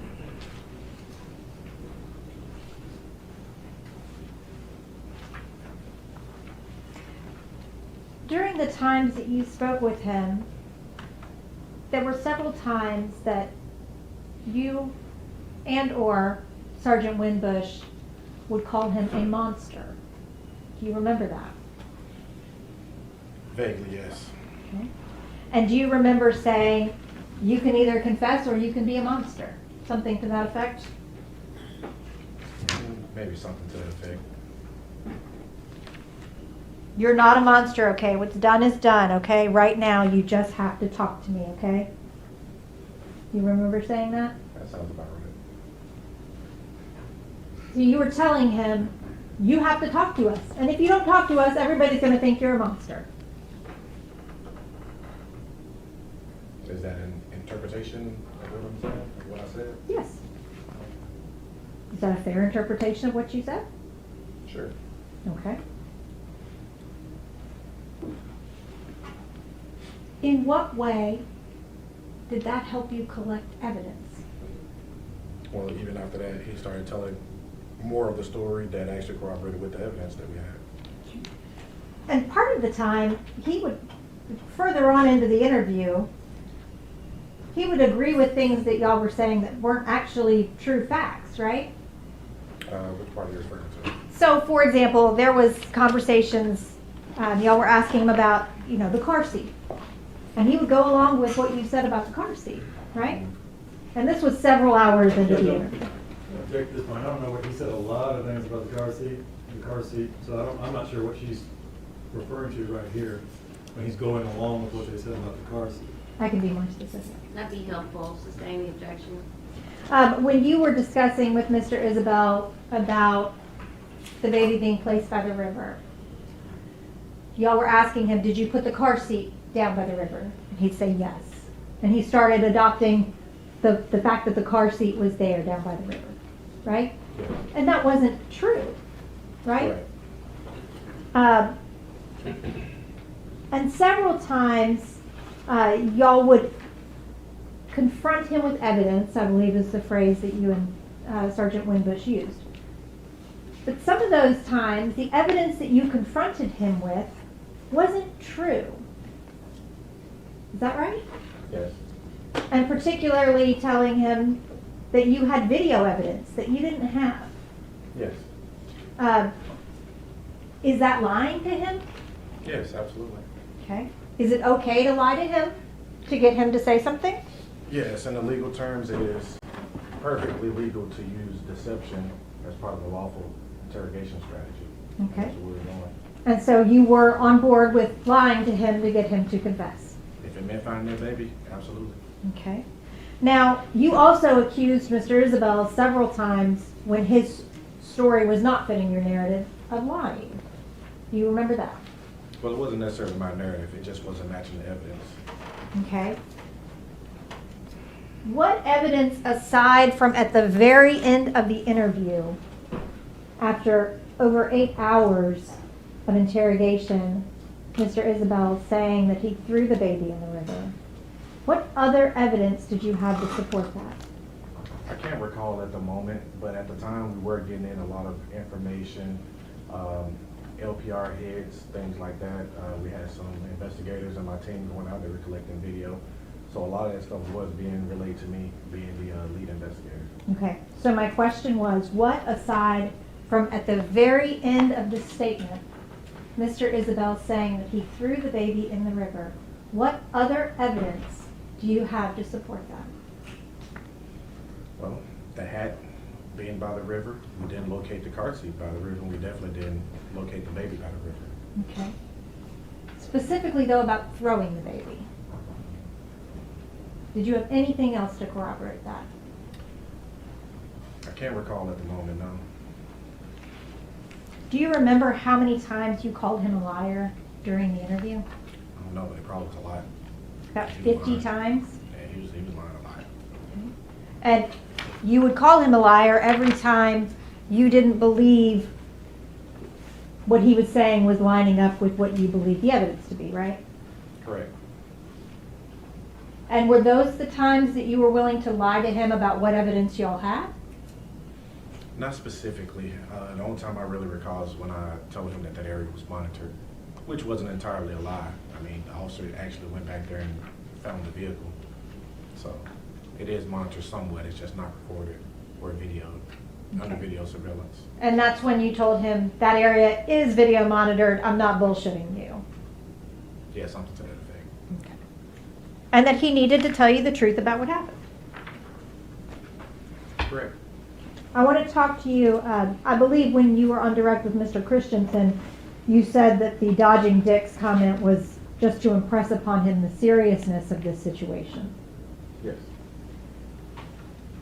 Because part of the seriousness of this situation is that it could involve significant jail time, Yes. which would be in prison. Yes. And you can get raped in prison. It's a reality. Yes. And if he didn't tell you what he, or what you wanted him to say, he was going to get raped in prison for the next 50 years. This is continued, it's asked and answered several times. Your response? Your Honor, I'm crossing him. You're crossing him, but it was asked and answered. I can Sustained. move on. You had an idea of what you wanted him to say. Is that fair? No. No? No. His story wasn't matching up with the evidence. So the question that I asked was trying to get him to come forward more, give us more information, more accurate, truthful information. So it wasn't my narrative. I wanted the truth. There was information that you had, right? Yes. You formed opinions based on that information, right? I wouldn't necessarily say they were opinions. The information that we got, we disciplined ourselves to follow the evidence. So that's what I was doing, following the evidence. Okay, well, the video from the body cam down at the river shows y'all saying, saying that he threw the baby in the river. You threw the baby in the river. You threw. Tossed that baby. And Mr. Isabelle denied that and denied that and denied that and denied that and denied that, right? Yes. And then finally, when Sergeant Winbush said, this is not going to stop until you say, I threw the baby in the river. Objection, Judge, that's a misstatement of what Winbush asked. Your Honor, we've watched. He said this is not gonna stop until we find that baby. That's what he said. I think that there's more than one quote that's similar to that. Sustained. Mr. Isabelle had been told that that interview was not going to stop until y'all got what you wanted, right? I mean, I didn't tell him that. Yeah, that's a mischaracterization of the question asked. And we'd object to that. I think the jury will be able to sort it out if they are going to rely on their personal notes about what was said and what was not said. I don't know that Sergeant Boyd is going to be able to tell us what Sergeant Winbush discussed. Sustain the objection. Sergeant Boyd, I want to talk to you about the way that you were dealing with Mr. Isabelle during this interaction, okay? Would you agree with me that at the beginning of the interview, you were very cordial? Yes. You engaged in rapport building. Yes. And as the interview progressed, you became much more aggressive. I wouldn't call it aggressive. I mean, I was trying to get, actually, my goal was to find the baby. Okay. And you were using a lot of strong language. Yes. You were using a lot of name calling, right? I don't think I called him any names directly. You didn't call him a monster. I said that he would be viewed as a monster. You didn't call him a fucking liar. That I did. And all this time while this is going on, I believe Mr. Isabelle's total time in the interview room, minus that, or including the time he went to the river, was a little over 10 hours. Does that sound right? Sounds about right. Okay. And Miss Stewart was in her interview room for about 8 hours, right? Yes. Now, when you brought Miss Stewart in for an interview, you believed that she was also involved, right? Initially, yes. Okay. And you decided that you didn't believe that anymore when she explained to you that she was at her cousin's house. I can't recall the moment when we kind of got clear on that, but there was a lot of things that we had to check and confirm with the statement that she gave us. Okay. But you believed that she had an alibi. At the end, yes. Okay. And that was that she was at her cousin's house. I can't recall where she said she was, but I don't believe she was involved in the murder. Okay. The cousin's house being Chelsea and 2nd. Yeah, I'm drawing a blank. Right there downtown near the bridge. Sure. Okay. Did you ever talk to her cousin? No. I want to talk to you about some different aspects of the investigation, okay? Okay. Should you conduct an investigation with a certain narrative in mind? No. Why? Well, if you do that with a certain narrative in mind, you could easily go down the wrong path, and you can miss a lot of things. Okay. Now, the text messages that you collected that you were reading on direct, those were spanning from about January the 30th until February 2nd, right? Yes. And for that period of time, that is a substantial number of texts, right? Yes. And their conversations, I mean, the texts are, for the most part, pretty quickly turnaround, or a pretty quick turnaround on the responses. Yes. And that's pretty consistent throughout those days, right? Yes. Now I want to talk to you about the evidence that was collected from the Chevy Cruze, okay? You were the lead investigator, Yes. so you kind of direct what you want collected, right? Yes. And you wanted blood collected from the car? Yes, anything that is of evidentiary value. So I don't necessarily, because I wasn't on that scene, but my team, they're experienced investigators, so once they're there, they kind of know what to collect and what not to collect. Okay. You wanted GSR collected? If they saw fit to do that, yes. DNA? If they saw fit to do that, yes. Bullet casings? If they saw fit to do that, yes. Okay. After they saw fit to do all of that, as the lead investigator, that information comes to you. Yes. Did you then send all of that off for testing? I believe so, yes. You did? I believe so, yes. You sent the GSR off for testing? I don't know exactly. There was a lot of things that were sent off for testing. I can't list all the specific things in my head right now. Did you send any of the bullet casings off for testing? I think they go to NIBIN. NIBIN does the work on that. Okay, well, NIBIN is a different process though than TBI, right? Correct. TBI can test to see if shell casings came Is the from the question, same. Judge, or is it testimony? Sounds like testimony to me. NIBIN or TBI, and you're explaining to him the difference between which. Ask No, the I question. said there is a Let's difference ask the between question them. and move on. There is a difference between NIBIN and the TBI testing, right? Yes. TBI testing can evaluate whether shell casings were fired from the same gun, right? Yes. And if you have a gun, TBI can compare a shell casing to that gun, right? Yes. To see if that shell casing was fired from that gun. Yes. Were any of the shell casings in this case sent for testing? I can't recall so long ago. Do you recall whether you got any results from ballistics testing? I can't recall. Now I want to talk to you about the video from Island Drive, okay? Okay. You testified that that was a car that looked like the vehicle involved, Yes. and y'all gathered that. Yes. In the process of gathering that information, did you check it compared to that GPS location that you had to see if the times matched up? Yes, I did, and I believe they did match up. All of if them I'm not did? mistaken. I don't know if all of them. It's been a while. This is before I sent the case to the prosecutor's office. Okay.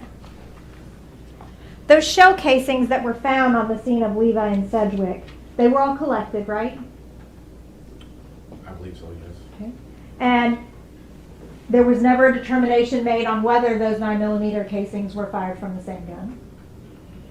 They were sent to NIBIN, it would have gave a likely result that they were, but I can't recall off the top of my head right now. And you're saying there's a likely result that they were just because you think that there's a likely result that they were?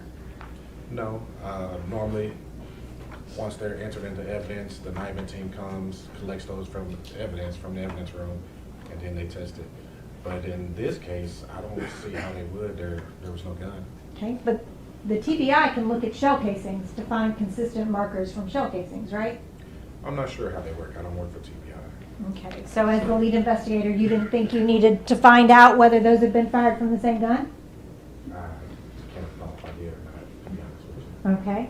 And as part of your investigation, you did collect a .40 caliber gun from Artisha Stewart. Yes, And there was a .40 caliber shell casing at the scene at Levi and Sedgwick. possibly. Did you have that shell casing compared to that gun? I'm not sure. I don't think it was. If it was tagged into evidence, it probably was placed into the NIBIN system and tested as well. Okay. Did you ever get any results on that? I can't recall if I did. 1 moment, please.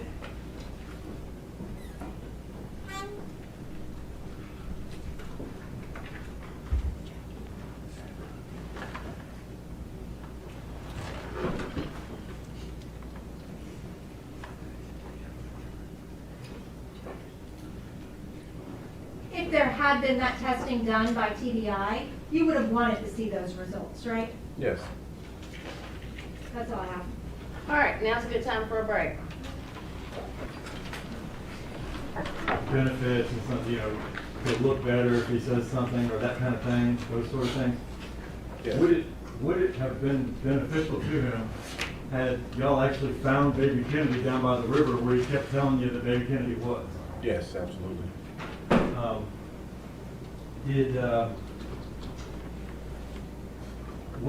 Were there any .40 caliber shell casings found in Danielle's car? I don't believe so, no. As far as testing with the 9mm shell casings, you indicated that the ones that were found in her car matched the ones that were found on the crime scene, is that right? Yes, as far as the caliber and the brand. Okay.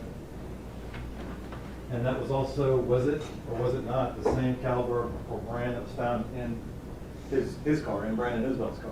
Yes. Were you, is the primary focus when you're interviewing a witness, interrogating a suspect, to corroborate what they're saying with actual evidence? Yes, if their story doesn't match the evidence, then we continue to press until we can until the person tells the truth. And in this case, Sergeant Boyd, were you or were you not able to do that with respect to the scene at Levi and Sedgwick? Yes. And were you or were you not able to do that with respect to the scene down at Mud Island? Yes. And were you or were you not able to do that with respect to all points in between, all the other crime scenes? Yes. Did he tell you something about the slides he was wearing? He told me that he removed them, I believe. Did he tell you anything about what was on them? Danielle's blood. Were you able to corroborate that? Yes. Were you able to corroborate their location? Yes. When you guys went down there to the river, what did you find where he said that Baby Kennedy should have been? We found her hat. You've already testified that you were able to confirm that hat was in fact Baby Kennedy's hat. Yes, through family members. Was Baby Kennedy there? No. No, she was not. Were you able to determine where the chair that Baby Kennedy had been in was? Yes. And where was that? It was behind the Walmart, by the dumpsters. And he kept insisting that he left her down there by the river, right? He did. But she's not down there by the river, is she? She was not. In your view, Sergeant, is it a leap in logic that when someone says they left the baby down by the river, well, let me ask you these questions first. To your knowledge, could Baby Kennedy walk? No. Could she swim? No. Could she make a phone call? Absolutely Could not. she roll over? Could she raise her head? Nope. So in your view, is it a great leap in logic that she's actually in the river and was thrown in the river? Objection, speculation? Your Well, response? She cross-examined him thoroughly about why he mentioned first that the baby was in the river, so that's what I'm asking him, why he mentioned first that the baby was in the river. I will allow it. Yeah, so the position of the hat and where we found it, it was extremely likely that baby Kennedy was in the river. And ultimately, what did he say about how baby Kennedy got in the river? Ultimately, he said that he carried her down. He said as he carried her down to the river, her hat fell off. And as he got to the river, he grabbed her by the leg and threw her in. Thank you, sir. No further questions.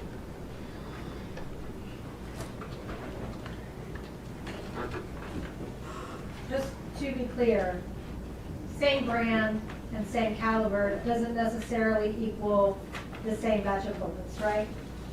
No. And a 9mm is the most common caliber of bullet. It's common, but the likelihood of you being in his vehicle and on the crime scene and inside Danielle Hoyle's vehicle kind of speaks for itself. Right. But you didn't have it tested, right? Well, not that I can recall at the moment. I can't say if it was tested or not right now, but yes. And you didn't test the 40? The 40 caliber? Not shell personally, casing? no. You didn't test any of the other casings that were out there? If they were entered into evidence, they had a chance to go to NIBIN, but NIBIN is their own entity within the department. Okay. And you didn't test DNA on anything, on the cap or on the car seat? I can't recall if it was tested or not. And you didn't test the GSR from inside the car? Probably not. That's all I have. No redirect. Thank you, sir. You may step down.